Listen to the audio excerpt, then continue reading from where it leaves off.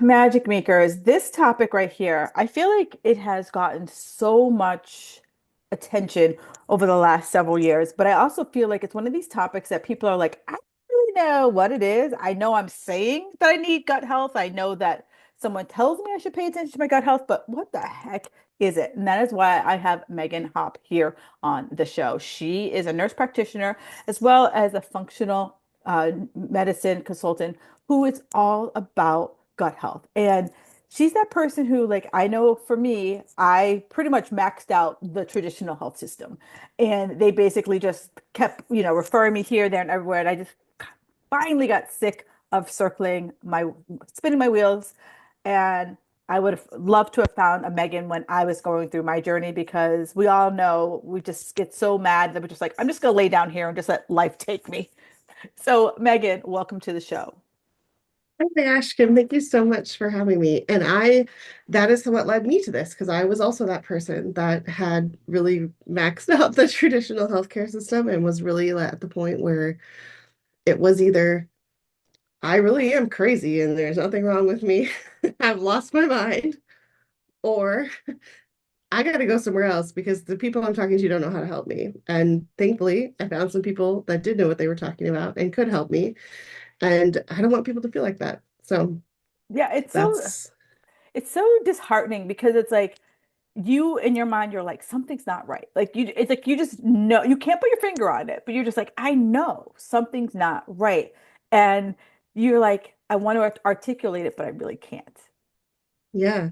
I like to tell people that you should trust your gut, but you should also test it. So, like, you should believe that feeling inside of you that, like, something isn't right, but you should also find someone who can actually go beyond just like, yeah, you're right, something's not right, like, and get you to actually achieve the healing that you're looking for. All right, so let's just kind of back up. And so if someone's like, "Yeah, Kim, you know what? You're right. I've heard of gut health, but I have no idea what the hell it is."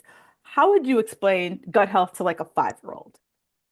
Oh, that's a good question. Okay, so gut health is a buzzword and it is very unclear Mm-hmm. like what what people are looking for. And so when people like are, the TikToks made me think that maybe gut health is what's going on, or the Instagram reels, or the Facebook, whatever. Like the internets have told me that it's my gut health. Okay, what the hell do I do now? Right. It's So like the internet told me to go to the beach. Which beach? Like, do I go near the yes. water? Do I stay near the parking lot? Yeah. So people, I think a lot of people limit themselves in thinking about gut health to the traditional digestive thing. So nausea, vomiting, abdominal pain, maybe heartburn, diarrhea, constipation, that kind of stuff. And that stuff is absolutely a part of gut health. And then there's a deeper part of the gut health, which is your microbiome and all of the little, I read in a book recently, they called it a garden. So, like Mm. this flourishing space full of bugs, good bugs, bad bugs. We need both. Like, it's not meant to be sterile. Like, Mm. nothing about our gut is supposed to be sterile, but we need things to be in the right balance. We don't want too many weeds. We don't want wildflowers that have completely overgrown. Like, we want just this, like, beautifully manicured garden that has a little bit of all the things that it's supposed to need. So those pieces of the microbiome, those specific bacteria that you can either have not enough of or too much of, are really, really crucial players. And then there's the opportunistic bacteria, the bad stuff like the staph and strep and things that we know are kind of like natural in our body. But if you let them overgrow, Mm. they can create a lot of problems. And this is the piece that I feel like for a lot of people, they don't get taught. So this is where gut health moves beyond digestive symptoms. So Mm. certain overgrowths of these bacteria, these bad bugs, can lead to the acne, the skin rashes, the joint pains, Mm. these other symptoms that maybe people are not going to correlate Right, with the with being gut with your gut, right. specifically. Like this is not just a fancy topic on, IBS. Like this is about so many things beyond. And so when I talk to kids about it, we talk a lot about we need to eat the right foods that are going to promote the good bugs. We need to limit the stuff that's going to give us too many bad bugs. And we definitely want to limit our exposure to things like antibiotics that are Mm, like just going to come in and like bulldoze the whole thing down and wipe it gotcha. all out. Gotcha. All right, so that makes sense. So basically, most of us, as you said, mostly you think about like gut health being like, the basic symptoms that we can cure with like Pepto-Bismol or a Tums Yeah. is what we Yeah. normally think of as gut health. Now, do the gut garden, if you will, is that kind of when that gets a little imbalanced, is that what's going to cause some of those kind of like Pepto-Tums syndrome symptoms?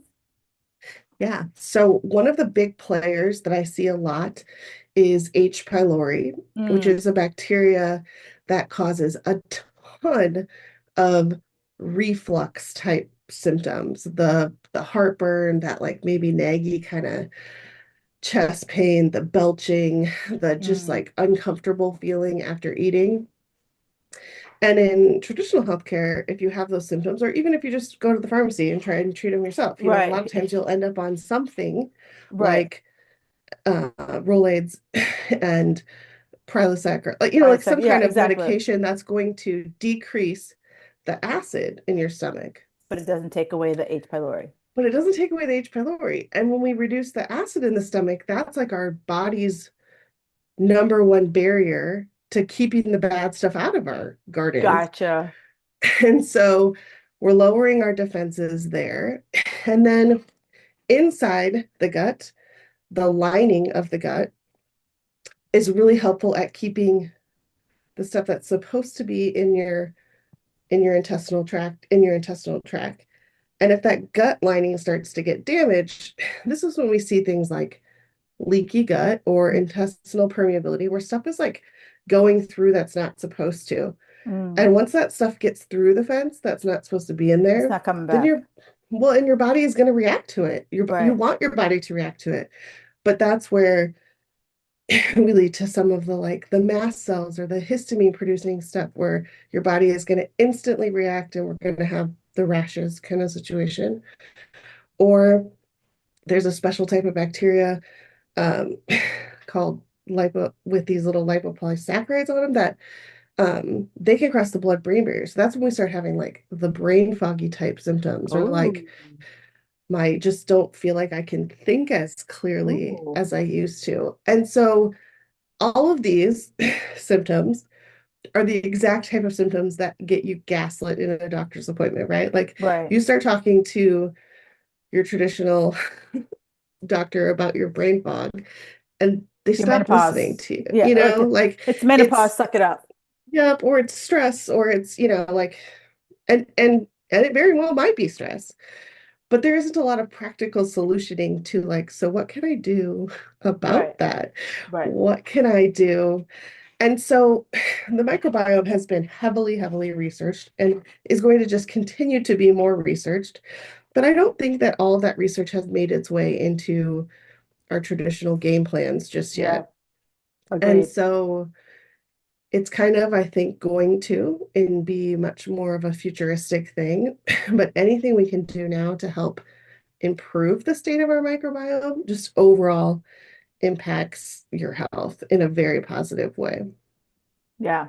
No, I like that. So, as someone who's listening, you're like, okay, what you just said makes sense. So, I'm going to take a step back and I'm going to ask us to define step one, define leaky gut. And step two, how do I know if I have it? Yeah. So leaky gut, intestinal permeability is the fancy words that people like to use, just means that there is damage in your gut lining. And I would say the great majority of people who are eating like a even sort of standard American diet are going to have this because this is the stuff that like the artificial sweeteners, the food dyes, like it kind of just irritates that lining and pokes holes in it.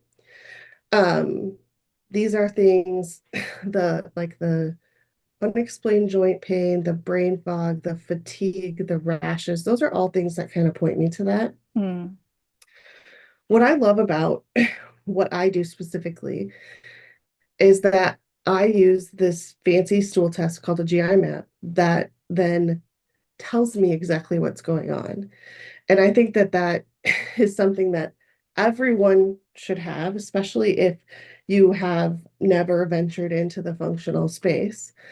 And even if you have, I still think like once a year, it's a good idea to like check in on your gut. Like to me, this could make a bigger impact in your health than like getting your metabolic panel and your cholesterol checked once a year. You know, like the standard labs that we go and then don't they really just tell us dive three deep days enough. later that they're Right. normal. Right. Like this one test, this stool test can tell us so much about how you break down your food, how your immune system's functioning, because a huge piece of your immune system is formed, like those cells are formed within your gut, can tell us a little bit about how you manage stress. Um, lots of in the buzzwords of gut health, I feel like a lot of people have heard now about like the gut brain axis and Yep. how your gut and your brain are connected. There's this vagal nerve that runs kind of that whole chunk of your body, this highway that we want stuff to be able to go back and forth on. And that's where we also in our gut develop neurotransmitters, you know, dopamine, serotonin, norepinephrine. All these things are being kind of formed in our gut. And so when you get data, when you get this testing done to see what that is and what's going on, then we can make the adjustments necessary to kind of optimize that space. Um, if we have that leaky gut, we could be eating the most ideal foods. Yeah. Our body just can't break them down appropriately and can't use them for what we want them to use it for. And so nobody wants to be doing that, right? You're putting in the work, like you're doing all the things, and it's not benefiting your body the way you want it to. Now, can you, I'm gonna use the word heal, but you might correct me. Can you heal a leaky gut? Yes, you can strengthen that gut lining. Yes, very much so. With the right combination of, um, you know, okay, this is another piece that I want to like just maybe emphasize for people. Like traditional medicine, where you can find people who practice on a spectrum. Mm, That same spectrum exists in functional medicine, right? And so there is a piece where it's like people just want to or swap your prescriptions for a supplement. mm, And that is not how I practice or how right. I think it should work. Maybe there's some strategic supplementation that could help you get where you want to go. But ideally, I go after the much bigger things, the full nutrition, the lifestyle, you Right. know, like if you are, I recently had a client who the way that their lifestyle was set up, they were constantly they had, you know, two different school drop-offs. They had to drive here, drive there. Everywhere they had to go, they had to be there at a certain time. You know, if you've been a mom that had to make it to pickup on time, you know what I'm talking about. Like Right. that just like extra layer of stress to your day of like Right. You're like, I got nothing 10 can minutes. go wrong for the next 10 minutes because I must leave on time. So if you're doing that to yourself multiple times a day, Yeah. every day of the week, like that level of stress is like there is no supplement that's going to get us beyond that, right? So we have to be willing to kind of put in that work and do the bigger picture stuff to build up a nervous system that's resilient and is able to stay regulated in the craziest of times. We have to be able to have robust nutrition that is a very diverse in our fruit and vegetable intake and can, you know, help keep those good bacteria, those good bugs in the garden kind of happy. Um, so yeah, I think that there is a ton of shifting that can happen to make your microbiome happier. And I absolutely think that people can heal. And I think the number one reason that people do heal is that they believe that they can heal. And then they find someone who helps them take They the find a steps to do Megan it. and Yeah. Yeah. no, I like that because you're right. There are those, and that's why you're on the show because you're not one of those. There are those functional folks that you go out there and you leave with a armful of supplements and you're choking down pills like you got ten weeks to live. And meanwhile, if you started by saying, okay, you're eating McDonald's and you're, drinking coffee like a fiend and, doing all these things. How about we start pulling some of this back to see if that might give you some improvement and some relief? And then we can start Yes. flushing in some of the wholer foods and so forth. Yes. Yes. Yes. Yes. Or and like you said, if And I'm always like that mom who's the last mom in the pickup line every single day, or my kid's the last person running in before the door shuts, like that's going to add up to all the things.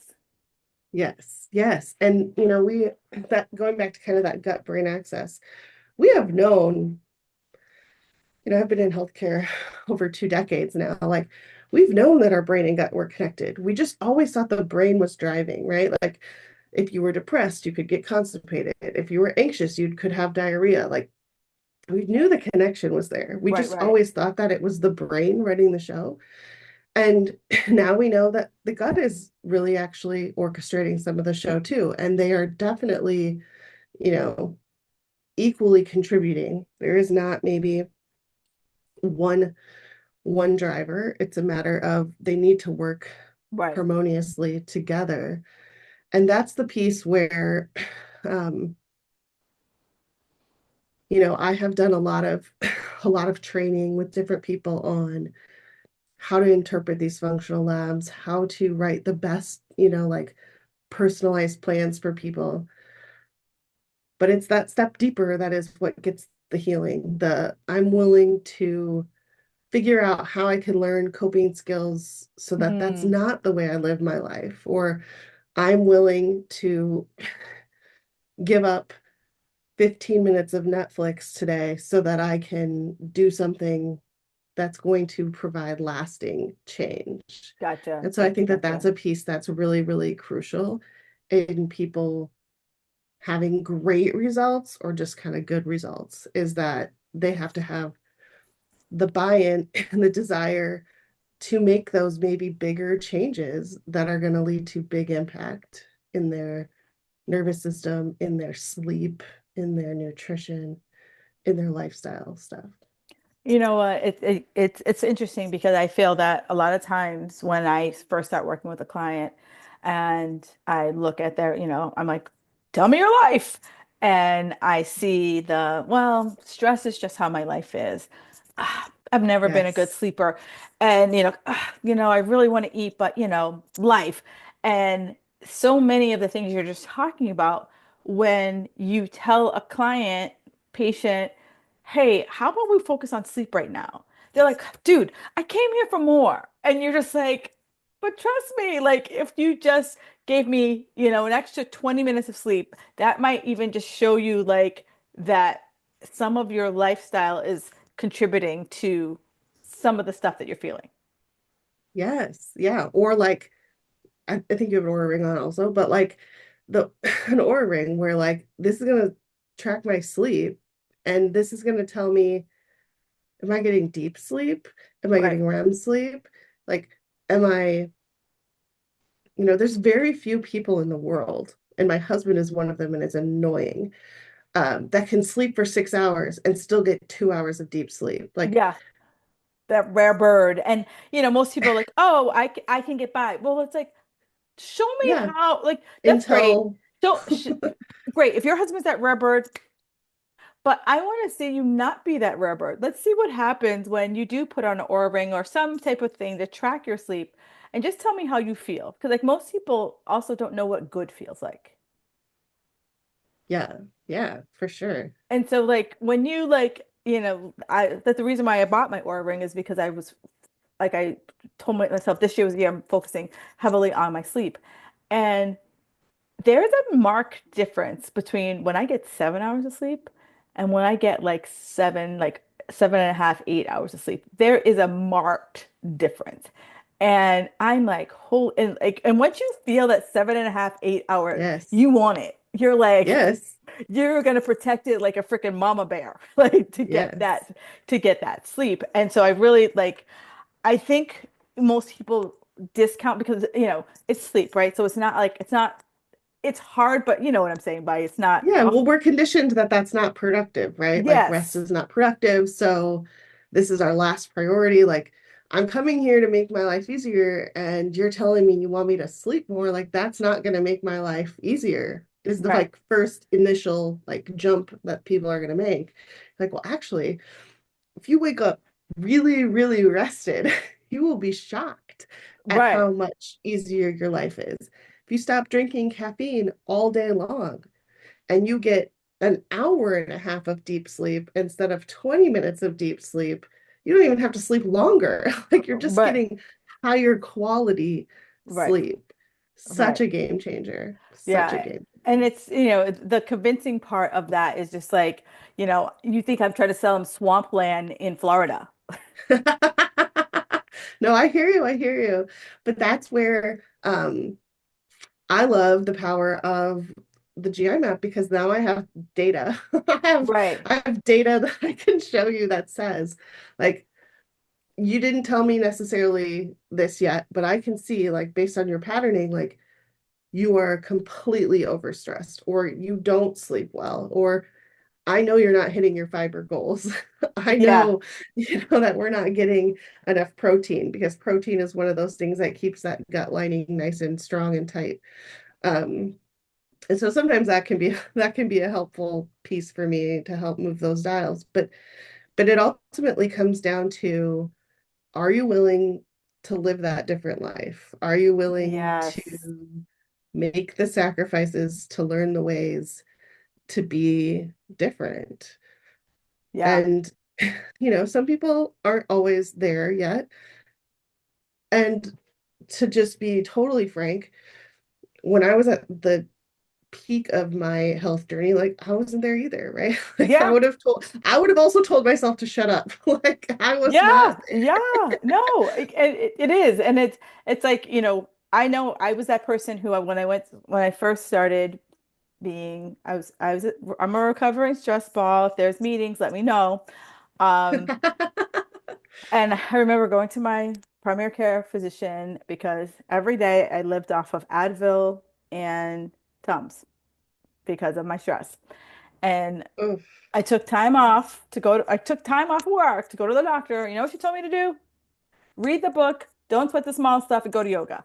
And I drove home and I was like, what the hell? And I'm like, I took time off for you to tell me to read a goddamn book and do yoga. And now more, insightful Kim realized that was the best thing she could have ever told me to do. Yes, and it would go over better if it wasn't in a 7-minute office visit, right? Like Agreed. if it was How if, agreed. if the Agreed. message is delivered in a different way. Right. But yeah, there are people out there, and I feel like I tried to do that when I was in traditional medicine of like trying to throw in those little tips and tricks or here, read this book because I don't have time to tell you for 20 minutes what it's going to be about. Right. Um, but it is hard to hear that, maybe we're not doing something right or that we are somehow contributing to our own I was waiting issue. for a prescription. I was like, where's my prescription? I didn't want me to do a written prescription. I wanted like to go to CVS and fill it up. That's what I wanted. Yeah. And I I want to feel wasn't better in looking 12 to go to hours. Barnes and Noble to fill it up. Yeah. Yeah. But again, we're conditioned like that as society, right? Like the idea of sustainable healing, sustainable health, like that's Would you just kind of stop that dirty foreign. talk? Just It's just kind of, we're it's not an kind of explicit foreign. podcast, so stop that dirty talk right now. Uh, so as people are listening here, they're like, okay, I'm starting to pick up what you guys are putting down. Now, most of my women, they're over 40. Do you feel that there's any correlation between gut health and either I'm going to call it stubborn weight loss And also, I'm going to call it belly fat because some of us just have overall weight gain when we hit 40 and our bodies just go buck wild. But also, some of us also just have it right here in our bellies. Yeah, 1,000%. So your gut health is connected to your hormone health, and the hormones that are going to lead to that kind of round belly traditional stuff is definitely going to be the cortisol, the mismatched, sex hormones as we head into that kind of perimenopausal space. Like, yes, and your gut health can be so influential in fixing some of that. Same as these lifestyle things that we're talking about. Like our body is trying to protect us, right? Like visceral central fat is trying to protect your inner organs. So if you are constantly telling your body with the way you live your life that you are being chased by a tiger, because Hmm. that's what your body thinks, right? Like your body is activating your or your sympathetic nervous system all day long. You're constantly in fight or flight. You're telling your body you're being chased by a tiger. Your body is trying to protect you with giving you this extra visceral fat. And so, in order to tell your body, no, thank you, I don't want that, you have to master the ability to deactivate, to get into the parasympathetic, to get to that rest and digest. You just have to be able to take that step back and those deep breaths and really truly digest the food that you're eating to make sure that you're getting the proper nutrition. And it's just so all interconnected. Right. So now someone who's like sitting here and this is where I see two two things. I see the client who's what you just described, like, you know, Betty stress ball, like, running down the highway, hair on fire, and doesn't even realize how stressed she really is. But then I also have that person who's like, damn, I'm not really stressed out. But when I have a conversation with them, they're like, is my food journal right? What about my workout? Was it right? Like, so it's kind of that subtle, like personal internal Mhm. pressure so they don't feel it in their life, right? There's no boss breathing down their neck. They're not the late mom to pick up, but it's this internal critic that's questioning and judging. Is that Oh also, yeah, would that also totally. be like a, I'm going to call it a subtle stressor? Yeah, and I would honestly, I think that's worse. Like Yes. because then you're ignoring your body, right? Like your heart rate is elevated, but you're just telling yourself it's not. Like at Right. least the Bettys of the world are acknowledging that they are a stressed out hot mess, and that acknowledgement has a lot of release and power behind it. Those of us that try to maybe more internalize that and pretend we're not feeling that and really just hold it all in tight. I'm a huge believer in somatic yoga, Mm. somatic movement. We have to, the issues in the tissues, your body keeps the score. That's a great book. Like all of the things around trauma, big T, little t, whatever you want to, your body has a lot of learned behaviors. And Yep. if your behavior is that it was not okay to express externally what you were feeling internally, that creates a lot of problems as you get older, get into, you know, just that mid-adult life where your hormones are starting to betray you a little bit. Your masking skills are not going to be as strong. Your the things that you were able to do before are not going to quote unquote protect you anymore. Like it's just going to be a little more at the surface. Um, and if you haven't dealt with those demons from whenever they were, that's going to create internal stress. That's a huge piece of revolt, like resolving what's going on. Yeah, because that's, I want to say one of the biggest patterns I see is the self-trust, and it's kind of not coming out as in their mind, true stress, but more a like, I'm just it's quiet stress. Hmm. Yeah. And so now, as I'm listening to this, and so, for some of you who are quiet stressors, maybe you feel seen. No judgment. We're listening here. We're not judging. Yeah. Um, I'm gonna fully identify in that camp. Like that was me, right? Like I would have never outwardly presented like I was freaking out internally, even when I was. well, because it's like you probably downplay it because you're like, oh, Sarah over there, oh my God, her kids are doing this and her mom is doing that and her husband and like you're just like, I have no reason to complain. Like, everything's good except for did I eat right today? Oh, I didn't get my workout in today, so I got to beat myself up, um, which still is a stressor. Yeah, so much. And I don't know, I feel like as women, as moms, again, we're conditioned for that. We're taught that if you have too many things on your plate today, the easiest things to take off are your You. things, Hmm. right? Absolutely. So instead of trying to convince your partner that it'd be really awesome if they picked up the kids from school because you need that time. Instead, you just pick them up from school and take your workout out so that you don't have to have the conversation, make the changes, worry about somebody forgetting. Like, I'm gonna solve my own problems, and I'm gonna the simplest path to that Right. is I'm gonna do it myself. Right. I'm just going to pack on yet another backpack of crap that I don't need to carry because I'm like, I don't want to have the awkward conversation. Or now I have the also emotional tax going on because I asked Megan to pick up my kids, did she?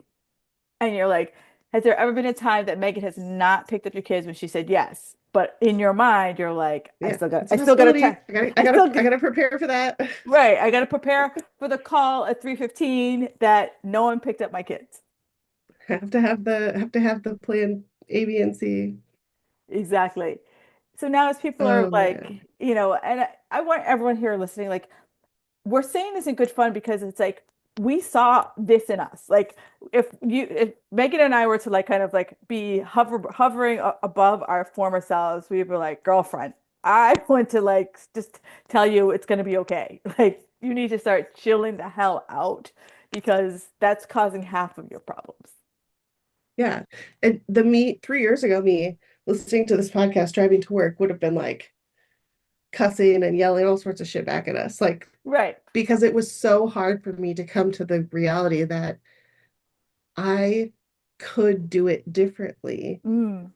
Life was not stacked against me. Like, Hmm. I didn't have some special deck. I didn't have, like, I just had to care enough about myself and care enough about my goal Yes. to push me out of it. Yeah. And I will be 100% transparent. It was actually my son that Mm. pushed me out of it, which I think is the case for a lot of women. Like I was okay with the healthcare system treating me like garbage, But but not when your it came son. to my son, I wasn't having it. And that is what led us into functional medicine. And then it was kind of like, oh, maybe this could help me too. But so if you are that person that is like, this is not relatable. This cannot be me. Like, you don't know my story. You don't know what I have going on. Like, just maybe sit with that for a minute because it could be you. Yeah. It can be you. You Yeah. you can do it. I distinctly remember screaming one time, like, what does it mean to do the work? Like, everybody keeps telling me to do the work, but what does that mean? What does it mean? I didn't Right. understand what that meant to take those first steps towards self-love and self-trust and how massively my life could shift if I did that. Yeah. You're right. Because I feel like you hear those, I'm going to call them like buzzwords, like do the work, enjoy the journey. And you're just like, that is as relatable as like, remember like in the like early 90s, they had those like big posters and they had like those like, achieve more with the team. And there would be like some like, inspirational picture. Like that's, I feel like those words are for some people. But again, if you're listening to this and you're kind of like, there's it's caused like a little bit of an earmark in your brain, that's a sign. I will tell you when my doctor told me to read that book. I don't think I've ever read that book, but it was an earmark. It was an earmark in my brain that, okay, maybe I was taking too much on. Did I stop immediately? Oh, hell no. Yeah, But no, it it's was not that easy. it was a whisper. It was absolutely a whisper that kind of started me kind of like, huh, maybe she was onto something. But right now I got shit to do. And I continued on for a few more years before I hit my brick wall. Yeah, and I think that that is an important call out and something that I definitely learned from a podcast along the way of like those things that trigger you that like make you that mad, like they're making you that mad for a reason. Right, you're being And called on your there's stuff, and who likes that? it's probably okay to just like sit with that a minute and figure out why that feels so triggering.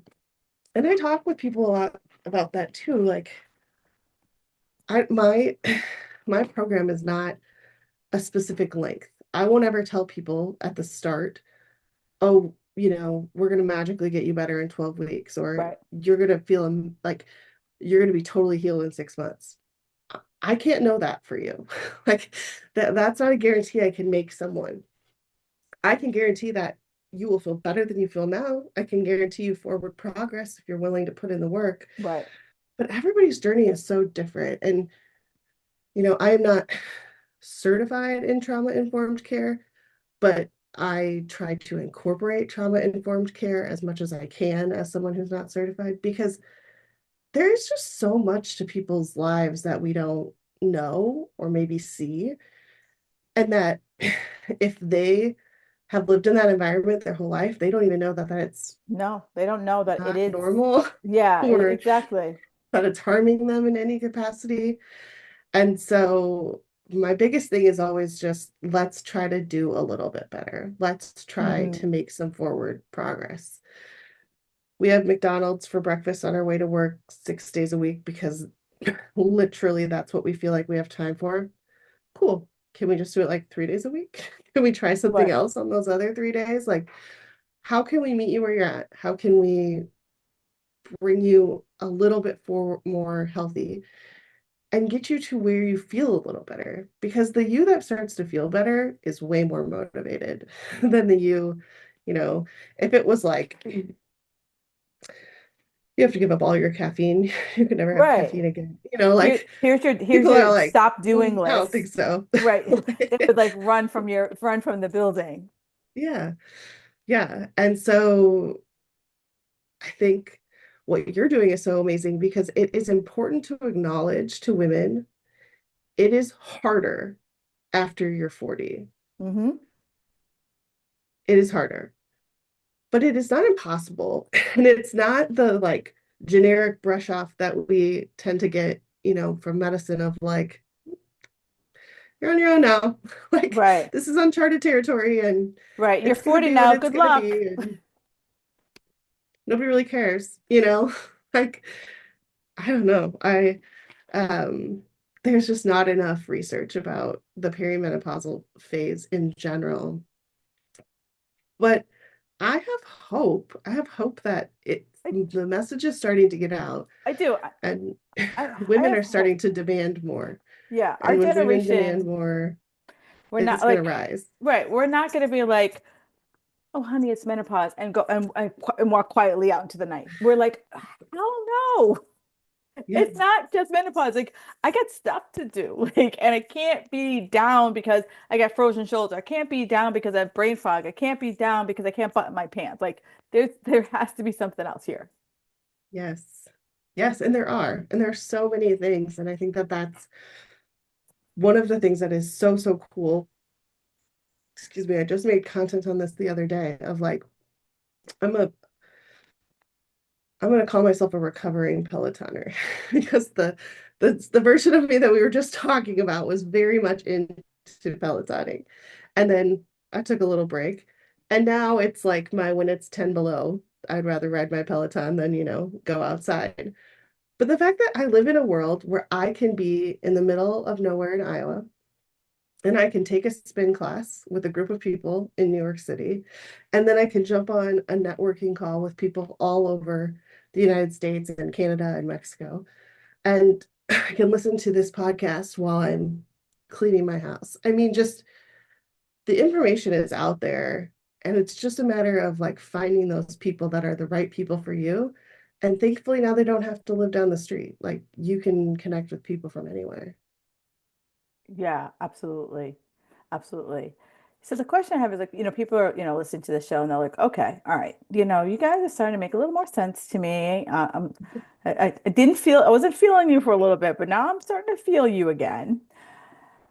When I'm in my 40s, like what are some of the kind of the common gut issues you see for 40 plus something women? Yeah. So I see a lot of bloating, Mm, a lot of things just don't feel right.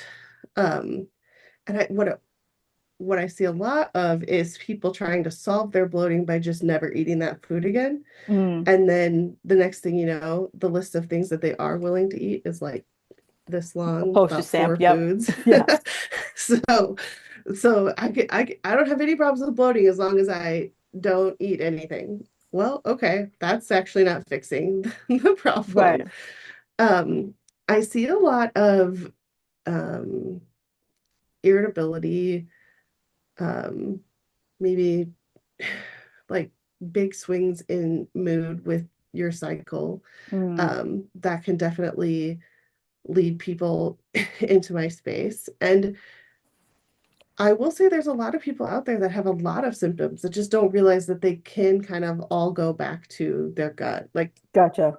I'm all about, treating hormone issues that need to be treated with hormones, but there's a lot of improvement you can make by optimizing your gut health and just kind of seeing what's going on. And I see a fair amount of people who like, I don't really know what's going on. I just know that like I don't feel as good as I think I should. Mm, And I think that there's a lot of power in that too, of not waiting until your symptoms are so terrible. right.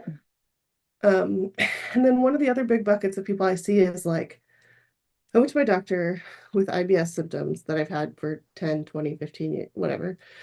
I've had all the colonoscopies that were normal.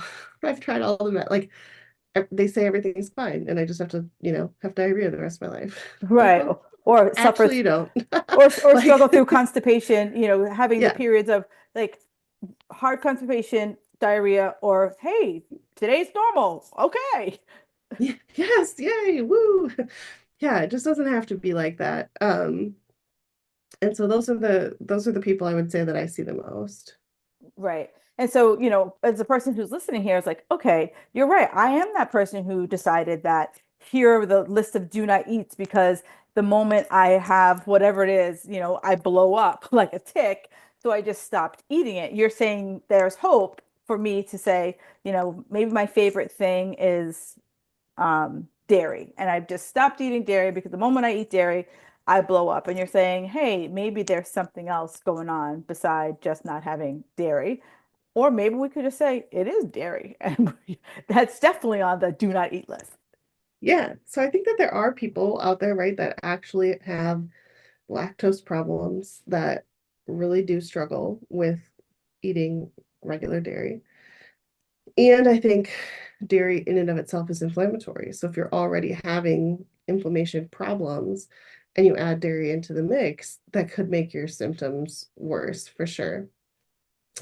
Um, Same with like food sensitivities. So every time I eat this, every time I eat tomatoes, I'm miserable. So I just stopped eating tomatoes.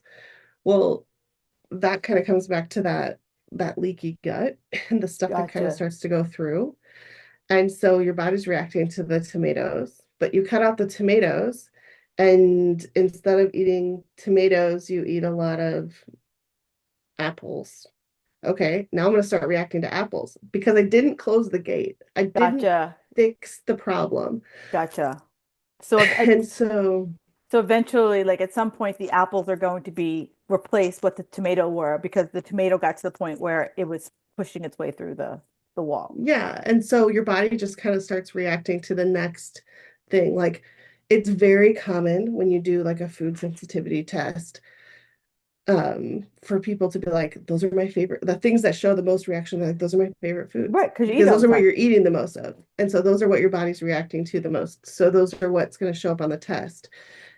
And so while it can be helpful sometimes to have that information, if you're really, really miserable, to take those things out for a short period of time, if there is not a piece of the journey that heals that lining, that's not helpful. Like Right.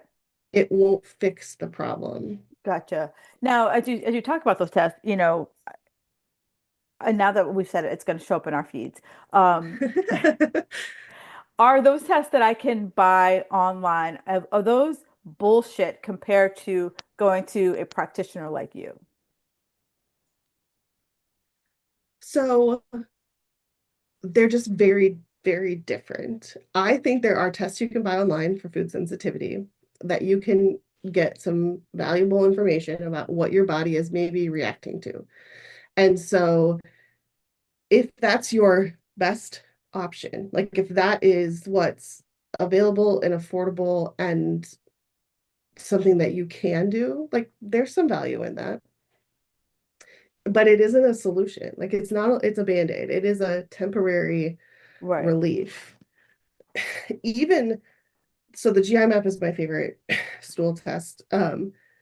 Even that, I've had clients that come to me that like they ordered their own GI map like online from something, and but they don't know what to do with it. Like it's a Right. 6 page report with a lot Right. of You get all information. this Like, data and charts and okay, graphs, but you're like, what does it mean? yeah, you have to be really well trained in looking for those patterns and then looking at the deeper, like, what is this telling me deeper? And that's where I feel like that's my sweet spot is the puzzle pieces of connecting how this result ties into this piece of information you gave me on your intake form that ties into this thing that happened to you. Like Right. figuring out that bigger answer is Gotcha. so validating for people It is because to see what's going on.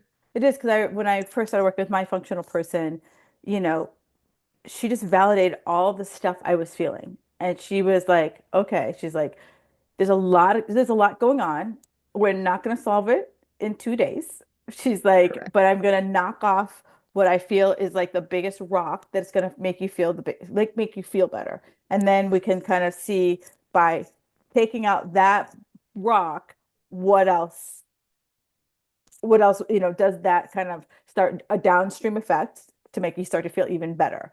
So I think for many people listening here, what you just said is like, sure, if you're eating salmon and nuts and broccoli all the time, of course that might pop up as a sensitivity because your body's like, that's all I know how to process. But it doesn't mean that you're never can eat that again. It's just Correct. maybe Yeah. it's a sign that you need to add more variety into your nutrition just so that your body has an opportunity to know how to digest some other fish or some other vegetable.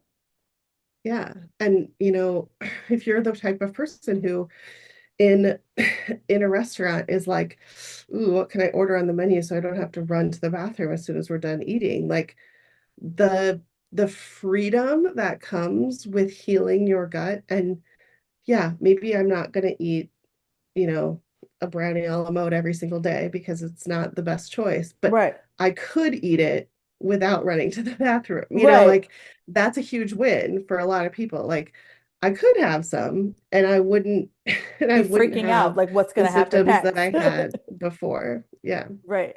And Yeah. so do, does do hormones impact your gut? I think your gut impacts your hormones drastically. Ah, And so like I will do hormone work with people after they fix their gut. So if we've done some gut work gotcha. and we are, a couple months past getting things in a good spot and you still have hormonal symptoms, happy to help you with that. But but I personally feel it is not in your best interest to screw around with your hormones until we know what's happening in your gut. Gotcha.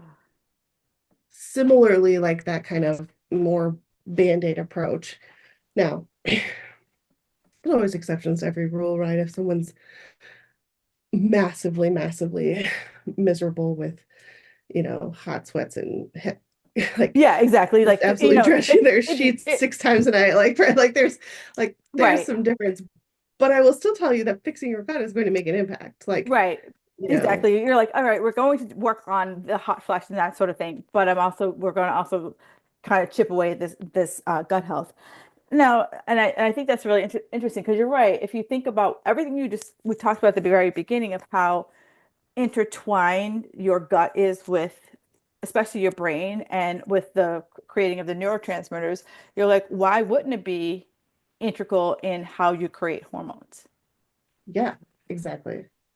So with that said, a lot of my women, I feel are the weight isn't exactly, I would call it fat. Some of the weight I would say is inflammation. Yes. And would that have an impact from gut health? Um, Absolutely. One of the number one things that I look for when I'm looking for patterns on people's testing results is, do they have massive indications of inflammation?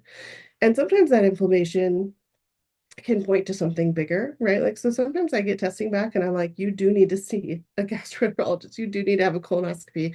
Like, I'm afraid there's something more going on.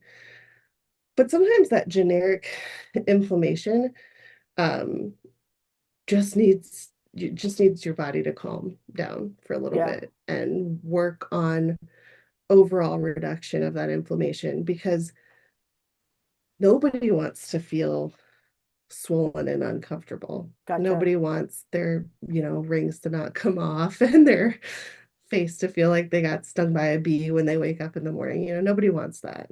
Exactly. So Megan, you have a free bloat guide for people who are Yes, just always feel like whatever they eat, just they immediately feel that bloating. So I'm yes. gonna put that in the show notes. And where can people find you on the socials? Yeah, so I mostly live around on Instagram, just at Megan R. Hop. Um, Feel free to DM me. I'd love to talk with people. Um, I will talk all day about gut health and the people's stories of how, the healthcare system maybe just failed them and how they feel frustrated and alone, and they're nervous about trusting somebody else to help them because they've trusted these four other people that then didn't help them. And so that barrier is there for a lot of people, and it takes sometimes we have to work through that piece first before we can move on to talking about their gut. Is what has the medical system made you feel betrayed about Yeah, so yeah, that yeah. you are apprehensive to even kind of jump back in. But yeah, the freebie ditch the bloat, 2 weeks or less, going to help you reduce that feeling of every single day feels like the day before my period. Why is my belly like this? And so getting quick relief of some of those symptoms is a huge priority to me. Like, whatever is your like number one thing that you're battling, like, we want to get you some results in that and get it quickly. And then know that the true complete resolution of all your symptoms will take time. But that doesn't mean that we can't make some impact right away. And then I ask everyone, what's one thing that makes you feel magical? Yeah, even with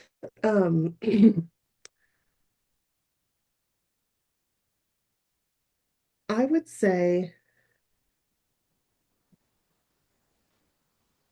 being able to connect with people. Like, I just love Mm, conversations like this. I am not the type of person who wants to like be loud and rowdy in the middle of a party. Like, I want to be curled up in the corner having like the most in-depth, ridiculous conversation about something that's like totally, right. totally off Non-small the talk wall. conversation. Yeah. Yeah. So I think that's what makes me feel magical, is connecting with others and really just feeling like that there's more to the story. We can get deeper. We can talk about something else. Awesome. I absolutely love it. Thank you so much for taking the time to speak with us today. And people, if you have any more questions, feel free to follow her on Instagram. Ask her questions, and make sure you download that guide if you are feeling that you are having this bloating issue over and over again. Again, Megan, thank you so much for coming on the show today. Yeah, absolutely. Thank you.